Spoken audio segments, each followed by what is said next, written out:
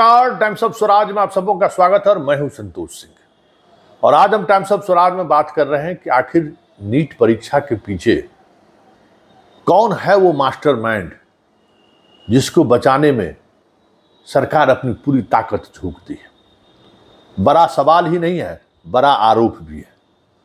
और इस बीच आज सुप्रीम कोर्ट में जो कुछ भी हुआ, हमें नहीं लगता है कि आज के सुप्रीम कोर्ट के फैसले से जो एक भरोसा अर्जित किया था सुप्रीम कोर्ट ने हाल के दिनों में, उनके उस भरोसे पर सवाल न खड़े हो, ऐसा हो नहीं सकता है। अब सारे मामले जो देश के विभिन्न हाई कोर्ट में सुनवाई हो रही है, वो सारे क्लब होके अब सुप्रीम कोर्ट में सुनवाई होगी। आज स्टूडेंट की तरफ से दर्जनों याचिका सुप्रीम कोर्ट पहुंची और वहां सुनवाई हुई और सारे याचिका को 8 जुलाई तक के लिए टाल दिया गया। न काउंसलिंग पर रोक, न सीबीआई जांच का आदेश। अब 8 जुलाई को सब कुछ होगा। इतने महत्वपूर्ण मसले पर सुप्रीम कोर्ट का ये सुप्रीम दृष्टिकोण देखकर हैरानी होना स्वाभाविक है, क्योंकि कुछ न कुछ ऐसी चीजें हैं जिन चीजों को लेकर सरकार बचती हुई दिख रही है या बचने की कोशिश कर रही है। नीट के तर्क और दलील पर जिस मजबूती के साथ देश का शिक्षा मंत्री खड़ा है और सुप्रीम कोर्ट जिस तरीके से चीजों को ले रहा है, सवाल तो उठना लाजमी है और सवाल उठेगा ही। देखिए, सीधे सीधे तौर पर मेरा चार्ज है और उस चार्ज पे सरकार को जवाब देना चाहिए। कल धर्मेंद्र प्रधान ने कहा भी कि कोई प्रश्न पत्र लीक नहीं हुई है। बिहार पुलिस ने 3 बार, 1, 2, 3 बार लगातार एनटीए से सहयोग मांगा है, लेकिन एनटीए ने किसी भी तरीके का सहयोग नहीं किया। कल देर शाम उन्होंने जो जवाब भेजा है, वो जवाब काफ़ी है यह जताने के लिए कि इस मामले में एनटीए जो आरोपी हैं उनको बचाना चाह रही है, सीधा आरोप। और आज गुजरात पुलिस की और बिहार पुलिस का जो बयान आया है, उस बयान से साफ लग रहा है कि गुजरात में जो घटनाएं घटी हैं, जो एक सेंटर को मैनेज करके डॉक्टर बनाने का जो खेल हो रहा था, उस मसले पर भी गुजरात पुलिस लगातार एनटीए के संपर्क में है और उनसे सहयोग मांग रही है, लेकिन एनटीए सहयोग नहीं दे रहा है। आज वहां के एसएसपी का भी बयान आया है। आज आर्थिक अपराध इकाई के अधिकारियों का भी बयान आया है कि हमें सहयोग नहीं मिल रहा है। और जो कल देर शाम जवाब दी गई है, वो जवाब पूर्ण नहीं है। आखिर एनटीए से सवाल क्या कर रही है बिहार पुलिस की आर्थिक अपराध इकाई? देखिए, 6 तरह का सवाल है, जिन सवालों का जवाब पिछले 34 दिनों से बिहार पुलिस लगातार एनटीए से मांग रही है, लेकिन एनटीए कल जवाब भी दी है तो वो भी आधी अधूरी।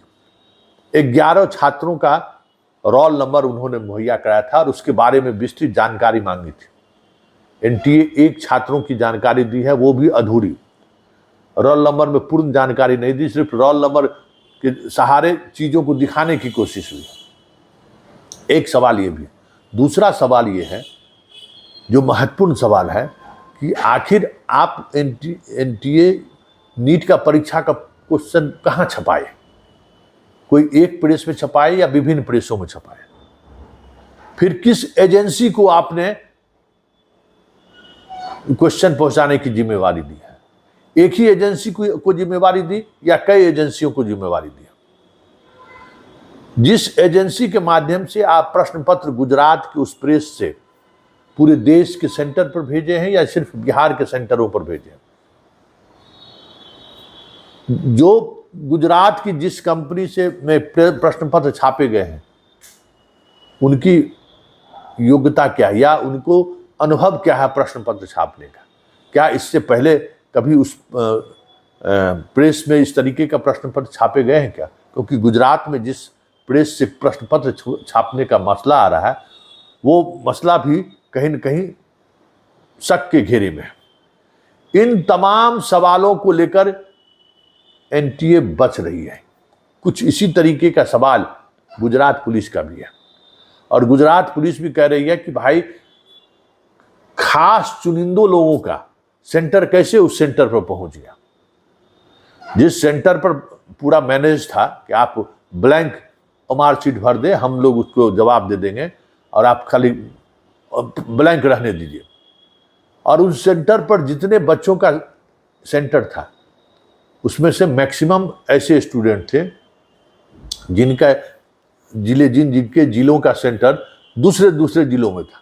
तो आखिर मान लीजिए कि एक ही जिला का छात्र, मान लीजिए दरभंगा का छात्र है, पूरे प्रदेश में 3 जगह जा सकता है, लेकिन दरभंगा का छात्र 3 जगह गया, लेकिन कुछ चुने हुए छात्र जिनका सेंटर पूर्णिया हो गया और बाकी का सेंटर भागलपुर हो गया। ये कैसे हो सकता है?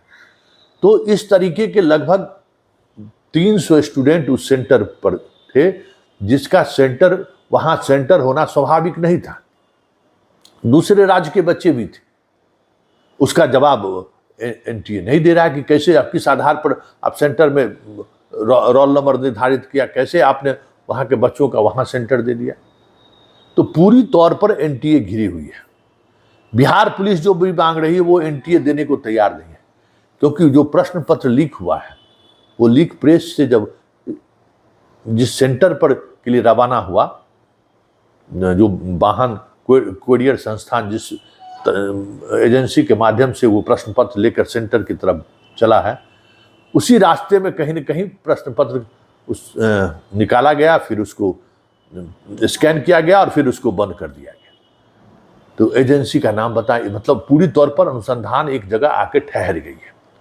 और इसका लाभ जो 13 अभियुक्त जेल में है, उसका लाभ कभी भी उन अभियुक्तों को जेल से जमानत मिलने में मिल सकता है, क्योंकि जब तक ये सारी बातें सामने नहीं आएंगी बिहार पुलिस चार्जशीट नहीं कर पाएगी, क्योंकि अनुसंधान अभी भी अधूरा है। ऐसे में कुछ तो बात है, कोई तो ऐसा लोग है, कोई तो ऐसा मास्टरमाइंड है जिसको मोदी सरकार बचाना चाह रही है।